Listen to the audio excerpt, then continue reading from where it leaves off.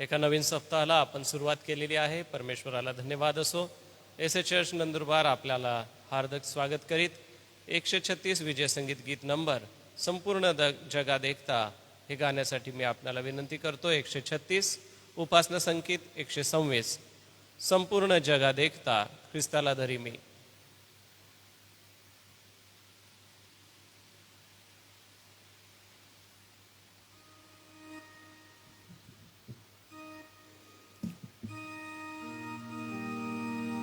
संपूर्ण जगात देखता ख्रिस्ताला धरी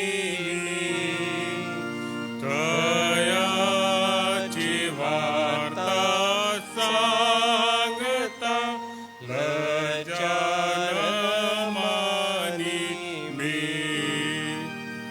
ख्रिस्तराय मला पामरा तारिले दिव्य तेज ममी घातले दृष्टी विश्वासे हृदय पावलो आनंदी सुखी मी झालो. हे नाम येशू गोड फार तो माझा पूर्णाश्रय नाही मला तो टाकणार त्या ठाई मी निर्भय. ख्रिस्तराय मला पामरा तारिले दिव्य तेज मम मनी घातले दृष्टी विश्वासे हृदय पावलो आनंदी सुखी मी झालो. देवात्मा सोपिला सदा तो रक्षणार तो न्याय काळी ही मला नाहीच सोडणार. ख्रिस्तराय मला पामरा तारिले दिव्य तेज मम मनी घातले दृष्टी विश्वासे हृदय पावलो आनंदी सुखी मी झालो. मलाही तो देवा समोर प्रेमाने पत्करील स्वर्गात माझा हर्ष तो अक्षय वाढवील. ख्रिस्तराय मला पामरा तारिले दिव्य तेज मम मनी घातले दृष्टी विश्वासे हृदय पावलो आनंदित सुखी मी झालो. आजच्या मननाच्या आरंभी मी रेव्हरंड विश्वास पाडवे साहेबांना विनंती करेन आपण पुढे यावं आणि पुढे येऊन प्रार्थना करावी.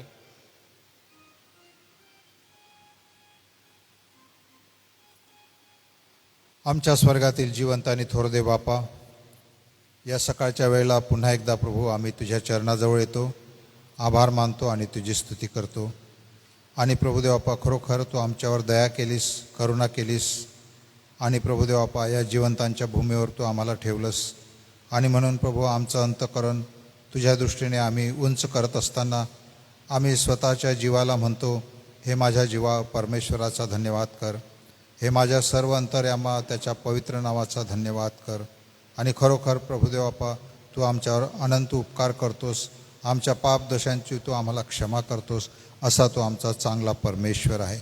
त्या परमेश्वराचं गुणगान गाणं, त्या परमेश्वराला उंच करणं, त्या परमेश्वराची वाहवा करणं, त्याचा महिमा गाणं हे आमच्यासाठी चांगलं आहे परमेश्वरा.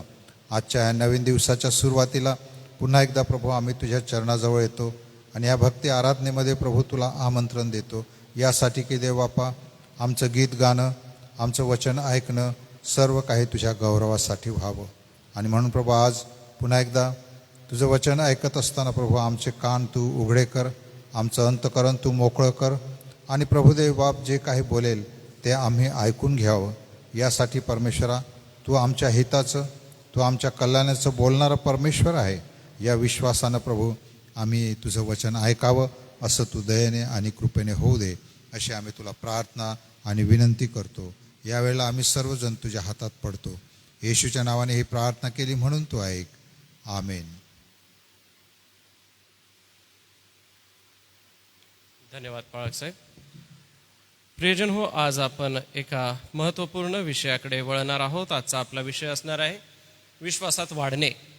विश्वासात वाढणे यासाठी आम्हा ख्रिस्ती विश्वासणाऱ्यांना ही दररोजची सवय असली पाहिजे. कारण आता आपण साधारण ख्रिस्ती असे राहिलेले नाही, आता आपण पोक्त आणि प्रौढ असे ख्रिस्ती झालेलो आहोत. आणि आता प्रौढ ख्रिस्ती व्यक्तीने आपल्या जीवनात काय करावं याचं जर आपल्याला मार्गदर्शन हवं आहे तर आपण या दोन महत्त्वाच्या गोष्टी केल्या पाहिजे. त्या म्हणजे आपण विश्वासामध्ये वाढलं पाहिजे. मग आता प्रश्न असा येतो की विश्वासात कसं वाढायचं. विश्वासात वाढण्यासाठी आपल्याला 2-3 गोष्टी कराव्या लागतील. पहिली गोष्ट जी आपल्याला करायची आहे ती आहे रोमकरासपत्रामध्ये. रोमकरासपत्र याचा 10वा अध्याय वचन 17 मी आपल्यासाठी वाचतो. रोमकरासपत्र 10वा अध्याय आणि वचन 17 त्यात असं म्हटलेलं आहे, याप्रमाणे विश्वास वार्तेने व वार्ता ख्रिस्ताच्या वचनाद्वारे होते. विश्वास वार्तेने आणि वार्ता ख्रिस्ताच्या वचनाच्या द्वारे होते. मग ख्रिस्ती व्यक्तीने विश्वासात वाढायसाठी काय केलं पाहिजे तर सोपा उपाय आहे, वचन ऐकलं पाहिजे. आज कामाच्या व्यस्ततेमुळे काही ख्रिस्ती लोकांना सकाळचं पवित्र शास्त्र वाचायला सुद्धा वेळ नाही आहे. कारण की पहाटेपासूनच इतकी धावपळ ते करतात की त्यांना असं वाटतं की आज आम्हाला पवित्र शास्त्र वाचायला वेळ नाही. पुष्कळ वेळेला ते असं म्हणतात की पाळक साहेब आम्हाला वेळच मिळत नाही. प्रियजन हो, काही ज्या गोष्टी आहेत त्याच्यासाठी वेळ काढावाच लागतो. जीवनामध्ये कितीही तुम्ही व्यस्त असाल, कितीही धावपळ करत असाल, कितीही कामात असाल, तरी एक गोष्ट तुम्हाला आणि मला करायची आहे ती म्हणजे पवित्र शास्त्र वाचायला वेळ काढायचा आहे. खूप वाटतं आम्ही विश्वासात वाढावं किंवा मी अब्रामासारखं फार विश्वास संपन्न व्यक्तिमत्व असं तयार करून आपलं जीवन जगावं. प्रत्येक व्यक्तीला वाटतं, मलाही ते वाटतं. परंतु जर वचनच वाचणार नाही तर विश्वास कसा वाढेल. कारण विश्वास वाढण्यासाठी वचन गरजेचं आहे. जसं एखादं रोप आपण लावतो, कुंडी स्वच्छ करतो, त्याच्यामध्ये चांगली खत असलेली माती टाकतो, मग त्याच्यामध्ये आपण बी पेरतो. परंतु त्या पेरलेल्या बीला जर आपण पाणीच टाकलं नाही तर, किंवा सूर्यप्रकाशामध्ये ती कुंडी आपण नेऊन ठेवली नाही तर काय होईल, ते वाढणार नाही. तसं वचन रूपी बीज जोपर्यंत आपल्या अंतःकरणात पडत नाही, त्याला देवाच्या वचनाचा जोपर्यंत सूर्यप्रकाश मिळत नाही, देवाच्या वचनाचं जल, देवाच्या वचनाचं पाणी जोपर्यंत त्याला मिळत नाही तोपर्यंत ते वाढू शकणार नाही. सोपा उपाय आहे. मग हा उपाय करण्यासाठी आपल्याला जड आहे का? काहीच जड नाही आहे. विश्वास वार्तेने आणि वार्ता ख्रिस्ताच्या वचनाच्या द्वारे होते. मग जर विश्वास वाढायचा असेल तर पहिला उपाय तुम्हाला आणि मला हा केला पाहिजे, तो म्हणजे वचन वाचायला आणि वचन ऐकायला वेळ दिला पाहिजे. अनेक लोक वृद्ध आणि वयातीत आहे. या दिवसांमध्ये वृद्ध वयातीत लोकांच्या भेटी घेतल्यानंतर एक समस्या त्यांची समोर आली आणि सगळ्यांची समस्या एकच होती. ती म्हणजे की वयोमानानुसार आता आम्हाला दिसत नाही, किंवा वयोमानानुसार आता आम्हाला कमी ऐकायला येतं, वयोमानानुसार आता हे पवित्र शास्त्रातले जे बारीक बारीक शब्द आहे ते आम्हाला समजत नाही. मग त्यांच्यावरती त्यांनी उपाय शोधून काढला वृद्ध लोकांनी. आणि तो उपाय असा आहे की घरातल्या नातवांना ते जवळ बोलवतात आणि म्हणतात की मला हा शास्त्रभाग वाचून दे. याच्याने 2 फायदे होतात. लहान लेकरांनाही पवित्र शास्त्र वाचायची आवड निर्माण होते, किंवा पवित्र शास्त्र वाचायचं कसं त्याच्यातले शब्द त्यांच्या जिभेवरती आपोआप वळण घेतात आणि त्यांच्या अंतःकरणामध्ये ते शब्द रुजून जातात. दुसरं म्हणजे ऐकायला कमी येतं, अशा वेळेला हेडफोन आहे किंवा आपण डिस्प्लेवरती दाखवणारी वचनं आहोत किंवा मोठ्या आवाजामध्ये एकांतामध्ये ऐकणं आहे. बघा, आज आपलं वय आहे, वृद्ध आणि वयातीत अशा परिस्थितीकडे आपण गेलेलो नाही. परमेश्वर कृपेने आपले डोळे चांगले आहे, परमेश्वर कृपेने आपले कान चांगले सक्षम आहेत ऐकण्यासाठी. जर आज आपण देवाचं वचन ऐकलं नाही, जर आज आपण देवाचं वचन वाचलं नाही, तर आपला विश्वास वाढणारच नाही. कारण विश्वासाच्या वाढीसाठी दुसरा कोणताच उपाय सांगितला नाही. असं सांगितलं नाही की तुम्ही उपवास करा, प्रार्थना करा किंवा तुम्ही अमुक अमुक ठिकाणी जा. असं कसलेही उपाय सांगितलेले नाही आहे. तुम्ही कडक शिस्त पाळा असंही सांगितलेलं नाही आहे. सोपा उपाय आहे, तो म्हणजे विश्वास वार्तेने, आणि वार्ता ख्रिस्ताच्या वचनाद्वारे होते.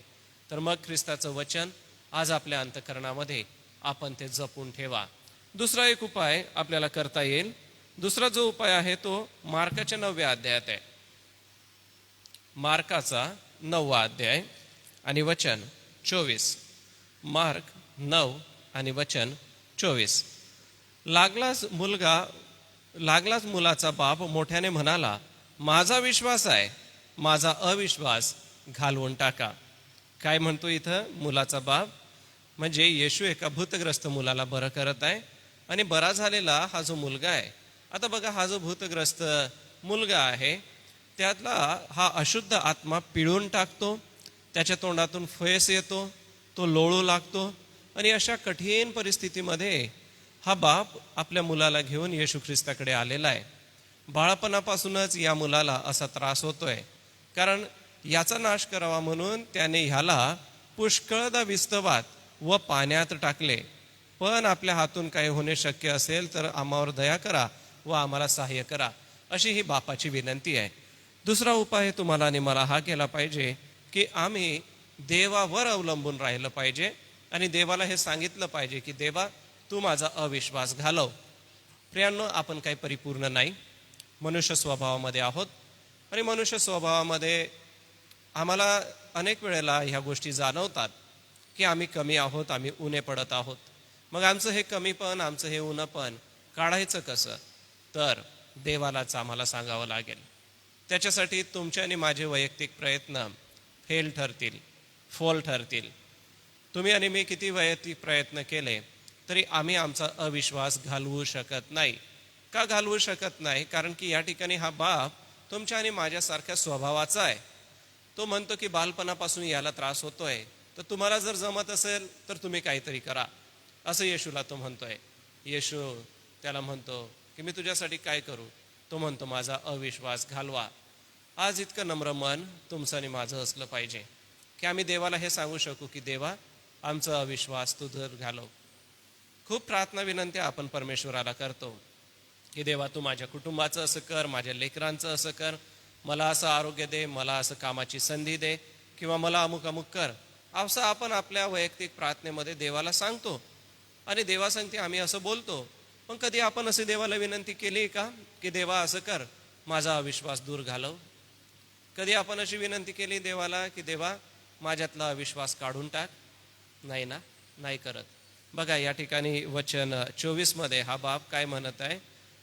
लागलाच मुलाचा बाप मोठ्याने म्हणाला, माझा विश्वास आहे, माझा अविश्वास घालवून टाका. म्हणजे माझा अविश्वास निघून जाईल याच्यावरती या बापाचा विश्वास आहे. प्रियांनो, आज तुमचा आणि माझा विश्वास देवावर इतका दृढ आहे का की देवा, मी जरी चुकणारा असलो, अशुद्ध जिभेचा, अशुद्ध ओठाचा असलो, अशुद्ध दृष्टीचा असलो, तरी देवा कृपा करून माझा अविश्वास तू दूर घालव. आज प्रत्येकाला ही विनंती देवाकडे करणं गरजेचं आहे की देवा, कृपा करून तू माझ्याकडे पहा आणि माझ्या जीवनातनं आवडणाऱ्या अविश्वासाच्या ज्या गोष्टी आहे त्या अविश्वासाच्या गोष्टी माझ्या जीवनातून काढून टाक. आज ही गंभीर बाब तुम्ही आणि मी प्रियजन हो आपण आपल्या मनामध्ये घ्या. पहिलं म्हणजे देवाचं वचन दररोज वाचा, तरच विश्वास वाढेल. दुसरं म्हणजे देवाला विनंती करा की देवा, कृपा करून माझा अविश्वास दूर कर. ह्या बापाची परिस्थिती काय असेल की मुलगा डोळ्यासमोर विस्तवात पडत आहे, तोंडातून फेस काढत आहे, ठेचाळला गेलेला आहे, इकडून तिकडून जखमा त्या मुलाला झालेल्या आहे, वाईट परिस्थिती त्या मुलाची झालेली आहे. आणि असं सगळं असताना हा बाप देवाला विनंती करतोय, प्रियजनो, आज अशी तर परिस्थिती आपली नाही ना. आज आपली लेकरं आपल्या नजरेसमोर आनंदाने बागडताना खेळताना दिसतात. आज आम्हाला अन्न वस्त्र निवारा या सगळ्या गोष्टींनी देवाने संपन्न केला आहे. सगळी प्रकारची मुबलकता परमेश्वराने तुम्हाला आणि मला दिली आहे. मग आपला अविश्वास तरी पण का असतो देवावर? बरं, काहीतरी कमी असेल तर आपण अविश्वास बाळगतो, परंतु येथे तर आम्हाला सगळ्या प्रकारची भरभराट आहे. मग आपला अविश्वास का आपण काढत नाही? हा दुसरा उपाय विश्वास वाढायसाठी केला पाहिजे. आता तिसरा उपाय सांगतो, याकोबाच्या पत्रामध्ये तो आहे. याकोबाचं पत्र 1 अध्याय वचन 3. याकोबाचं पत्र 1 अध्याय वचन 3 मी तुम्हा सगळ्यांसाठी वाचतो. याकोब 1:3. तुम्हास ठाऊक आहे की तुमच्या विश्वासाची पारख उतरल्याने धीर उत्पन्न होतो. याचा अर्थ असा की आमच्या विश्वासाची पारख झाली पाहिजे. जर तुमची आणि माझी पारखच होणार नाही तर आमचा विश्वास वाढणार नाही. पारख कोणाची होती बघा? सोन्याची पारख होती, कापडाची पारख होती. फळं घ्यायला जातो आपण, फळांचीही पारख करतो. आंबे घ्यायला गेल्यानंतर सहज काही आंबे उचलतो आणि आपण आपल्या टोपलीत ठेवतो, असं करत नाही. ठेचाळले गेलेले, नरम झालेले बिलकुल आपण हातात घेत नाही. चांगले कडक रसरशीत जे आहेत ते आपण घेतो. उतरलेले असे फळं आपण घेत नाही. पारखतो नाही का? मनुष्यालाही आपण पारखतो ना. आपल्या संगती बोलतोय कोण, आपल्या संगती गोष्टी करतोय कोण, याला आपण पारखतो. आपण नजरेने पारखतो, आपण शब्दाने पारखतो, आपण कृतीने पारखतो. आपल्याला ती पारख आहे. आणि काही काही वेळेला काही लोकांना रंगांची पारख असते, काही लोकांना वस्तूंची चांगली पारख असते, काही लोकांना स्वभावाची चांगली पारख असते. मग आपल्या स्वतःच्या विश्वासाची आपल्याला पारख नाही का? अब्रामाला देवाने कसं पारखलं? वृद्ध वयातीत झालेलं असताना पुत्र संतान दिला आणि त्याचंही अर्पण करून त्याला संपून टाक असंही त्याला सांगितलं. परंतु अब्रामाने देवावरील दृढ विश्वासामध्ये ती गोष्ट करण्यासाठी पुढाकार घेतला. देवाने त्याला थांबवलं.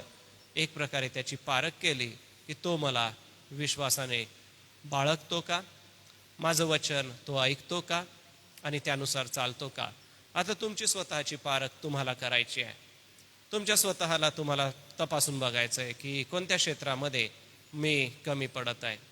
वचनामध्ये, वाचन करण्यामध्ये, प्रार्थना करण्यामध्ये, दानधर्म करण्यामध्ये, कोणत्या गोष्टीमध्ये आपण कमी पडत आहोत. आपल्या स्वतःची तुम्हाला आणि मला पारख करायची आहे. मी जरी आज ही वचनं आमच्या संगती बोलत नाही तरी मला वैयक्तिक जीवनामध्ये, माझ्या जीवनात मला स्वतःची पारख घेणं गरजेचं आहे. म्हणून आपण आपल्या स्वतःला पारखूया, आपल्या स्वतःची परीक्षा करूया की आपल्यामध्ये काय आहे. आणि ही पारख करण्यासाठी देव तुम्हाला सुबुद्धी ज्ञान देईल. ही पारख करण्यासाठी देव तुम्हाला त्याची वचनं देईल. बरं, आता काही प्रमाण आहेत की स्वतःची पारख कशी करायची. पहिली गोष्ट म्हणजे आपण देवात आहोत की नाही. आपला सकाळपासून संध्याकाळपर्यंतचा जो क्रम आहे हा दिनक्रम तपासा. देवाला किती वेळ देतो. दानिएल दिवसातून 3 वेळा प्रार्थना करायचा, देवासमोर गुडघे टेकून बसायचा. त्याने त्याची स्वतःची पारख जर केली असती तर काय उत्तर मिळालं असतं? एकच उत्तर मिळालं असतं की दानिएल स्वतःची पारख करत होता आणि मी प्रार्थनेमध्ये आहे किंवा नाही आहे याची पारख तो करत होता. पौलाने तिमोथेला फार चांगला सल्ला दिला आणि तो सल्ला असा होता की आपणाकडे व आपल्या शिक्षणाकडे नीट लक्ष ठेव, कारण असं केल्याने तू आपलं व आपल्या ऐकणाऱ्यांचं तारण साधशील. स्वतःच्या शिक्षणाकडे आपलं लक्ष आहे का? स्वतःकडे आपलं लक्ष आहे का? आपलं लक्ष स्वतःकडे ठेवलंच पाहिजे. स्वतःच्या आचार विचारांकडे लक्ष ठेवा, स्वतःची पारख करा. बघा, विश्वास वाढायसाठी 3 गोष्टी मी सांगितल्या. देवाचं वचन, दुसरं आहे आमचा देवावरती असलेला अविश्वास दूर करणं आणि तिसरं आहे स्वतःची पारख करणं. स्वतःला पारखा, स्वतःचा अविश्वास दूर करा आणि स्वतः बायबल वचन वाचा. हे छोटंसं मनन तुम्हा सगळ्यांसाठी देवबाप आशीर्वादाचं करो. ज्यांचे जन्मदिवस आहे मी ब्रदरला सांगतो कृपा करून एक जन्मदिवस अजून आहे, त्यामध्ये एक नोंद करून घ्या. आज माधुरी आशिष ठाकूर, रोशनी परशुराम कोकणी आणि सुदर्शन सुनील वळवी यांचा जन्मदिवस आहे. मंडळीच्या वतीने आपणाला शुभेच्छा देतो. परमेश्वर देवबाप आपणाला सहाय्य करो आणि आपली कृपा अनुग्रह देव. प्रियजन हो, पावसासाठी आपण प्रार्थना करत होतो आणि आज सकाळी अर्धा तास चांगला पाऊस झाला. एवढा जास्त नाही, परंतु थोडाफार झालेला आहे. नाहीपेक्षा पुष्कळ बरं आहे. तर दिवसभरा माधुरी आशिष ठाकूर, दिवसभरामध्ये परमेश्वर देवबाप आपल्याला अजून पाऊस देईल, कारण की हवामानाचा अंदाज असं म्हणतोय 22, 23 आणि 24 तारखेला आपल्याकडे पाऊस आहे, म्हणजे येत्या 3 दिवस. तर येत्या 3 दिवसामध्ये आपल्याला पुष्कळ पाऊस देवाने द्यावा यासाठी आपण